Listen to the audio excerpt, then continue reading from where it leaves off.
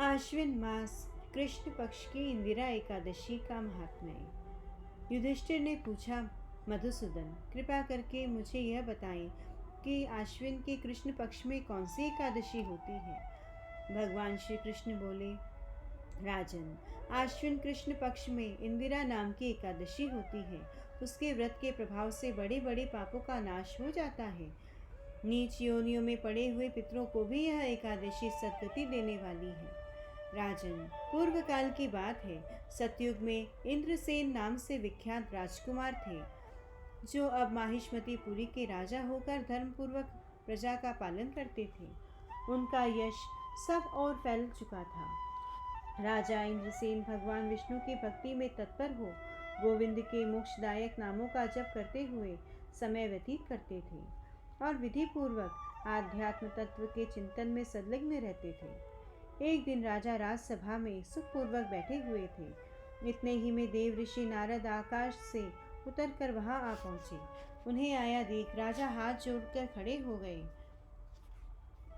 और विधि पूर्वक पूजन करके उन्हें आसन पर बैठाया। इसके बाद वे इस प्रकार बोले, मुनि श्रेष्ठ, आपकी कृपा से मेरी सर्वथा कुशल है।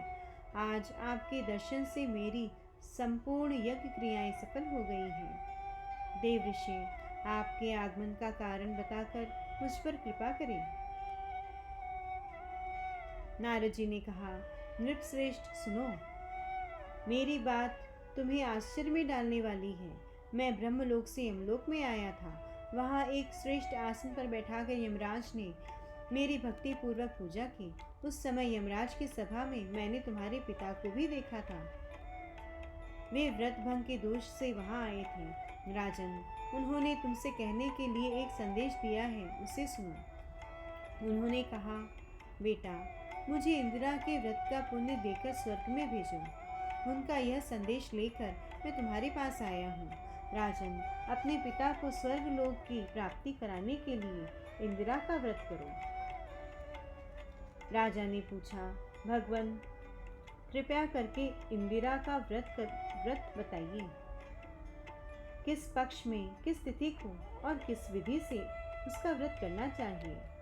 नारद जी ने कहा, राजेंद्र सुनो, मैं तुम्हें इस व्रत के शुभ कारक विधि बतलाता हूँ। आश्विन मास के कृष्ण पक्ष में दशमी के उत्तम दिन को श्रद्धा युक्त चित्त से प्रातः काल स्नान करके, फिर मध्याह्न काल में स्नान करके एकाग्रचित्त हो एक समय भोजन करें तथा रात्रि में भूमि पर सोए। रात्रि के अंत में निर्मल प्रभात होने पर एकादशी के दिन दातुन करके मुंह धोए। इसके बाद भक्ति भाव से निमांकित मंत्र पढ़ते हुए उपवास का नियम ग्रहण करें। अद्य सतित्वा निराहारः सर्वभोग विवर्जितः श्वो भोक्ष्ये पुंडरीकाक्ष शरणं मे वाच्यत।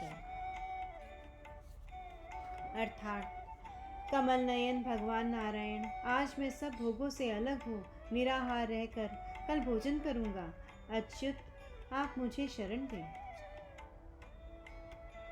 इस प्रकार नियम करके माध्याह्न काल में पितरों की प्रसन्नता के लिए शालिग्राम शिला के सन्मुख विधि पूर्वक श्राद्ध करें तथा दक्षिणा से ब्राह्मणों का सत्कार करके उन्हें भोजन करवावे। पितरों को दिए हुए अन्नमय पिंड को सूंघ कर विद्वान पुरुष गाय को खिला दे। फिर धूप और गंध आदि से भगवान ऋषिकेश का पूजन करके रात्रि में उनके समीप जागरण करें। तत्पश्चात सवेरा होने पर द्वादशी के दिन पुनः भक्ति पूर्वक श्री हरि की पूजा करें। उसके बाद ब्राह्मणों को भोजन कराकर भाई बंधु नाती और पुत्र आदि के साथ स्वयं मौन होकर भोजन करें। राजन, इस विधि से आलस्य रहित होकर तुम इंदिरा का व्रत करो। इससे तुम्हारे पितर भगवान विष्णु के वैकुंठ धाम में चले जाएंगे। भगवान श्री कृष्ण कहते हैं, राजन, राजा इंद्रसेन से ऐसा कहकर देव ऋषि नारद अंतर्ध्यान हो गए। राजा ने उनकी बताई हुई विधि से अंतपुर की रानियों, पुत्रों और भृत्यों सहित उस उत्तम व्रत का अनुष्ठान किया। कुंती नंदन, व्रत पूर्ण होने पर आकाश से फूलों की वर्षा होने लगी। इंद्रसेन के पिता गरुड़ पर आरूढ़ होकर श्री विष्णु धाम को चले गए और राजऋषि इंद्रसेन भी अकंटक राज्य का उपभोग करके अपने पुत्र को राज्य पर बैठाकर स्वयं स्वर्गलोक को गए। इस प्रकार मैंने तुम्हारे सामने इंदिरा व्रत के महात्म्य का वर्णन किया है। इसको पढ़ने और सुनने से मनुष्य सब पापों से मुक्त हो जाता है।